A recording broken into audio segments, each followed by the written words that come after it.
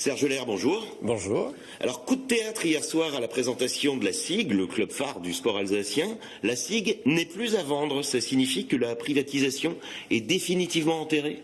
Oui, en fait, la privatisation, nous l'avions imaginé par rapport au fait que le basket au niveau professionnel, c'est un basket aussi qui est devenu du business. Et de ce fait, on se disait que dans ce cadre-là, que les pros, en termes de business, soient gérés par des gens qui sont dans ce monde-là, dans ce métier, et non pas par du public. Or, il s'avère que le basket, c'est pas encore la professionnalisation telle qu'on peut retrouver dans le foot, bien que le foot aussi profite quand même des deniers publics, mais nettement moindre que ce que le basket a besoin. Oui, j'allais le dire, c'est l'argument avancé par Roland Ries pour renoncer à cette privatisation qui a surpris. Il admet que les financements privés ne suffiront jamais dans le sport de haut niveau. C'est dû à la crise ou c'est un constat définitif? C'est un constat, alors définitif, je ne sais pas. Ce qu'il faut constater, c'est qu'aujourd'hui, en France notamment, les entreprises n'ont pas les mêmes avantages que si on était en Allemagne, où le mécène sportif est pris en considération.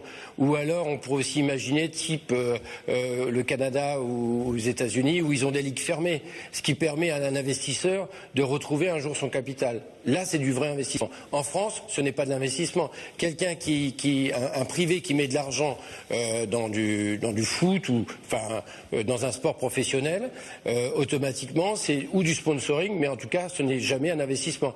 Il sait que l'argent sera perdu. Et on a des exemples. Regardez le Racing avec Hilali, qui avait quand même investi 7 millions d'euros. Alors le maire s'est même engagé à renforcer son soutien à la SIG. Pour chaque euro privé en plus, il rajoutera un euro public. Vous ne craignez pas qu'on vous dise qu'il devrait y avoir d'autres priorités de nos jours? Aujourd'hui, on en est de toute façon à plus. C'est-à-dire que aujourd'hui, on correspond dans le budget. À l'heure actuelle, on espère que ça va évoluer. À l'heure actuelle, le budget, c'est quand même de l'ordre d'à peu près, presque un peu plus de 50% en collectivité et donc un peu moins en termes privés. Donc on aimerait que ça soit au moins par égal. Alors la SIG, le Racing, l'Étoile Noire, le rugby, la ville va-t-elle tout financer dans le domaine sportif ou avez-vous des priorités, une stratégie? Alors, en termes sportifs, il faut savoir qu'on a 128 disciplines sportives différentes. Pardon, 129 puisque la danse est devenue une discipline sportive sur Strasbourg. C'est vrai que ça en fait beaucoup et en sport de haut niveau, c'est vrai qu'on a maintenant quelques clubs phares. À savoir si on a fait une décision politique quant à mettre tel ou tel club en avant, oui, nous l'avons fait.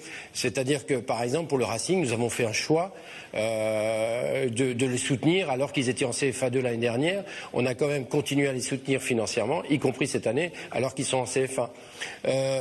Par contre, il est clair que pour les autres clubs, et notamment l'Étoile Noire, vu le niveau, nous nous sentons obligés de les soutenir et nous sommes des partenaires privilégiés, évidemment, dans ce cadre-là. Serge Ler, merci. Avec plaisir.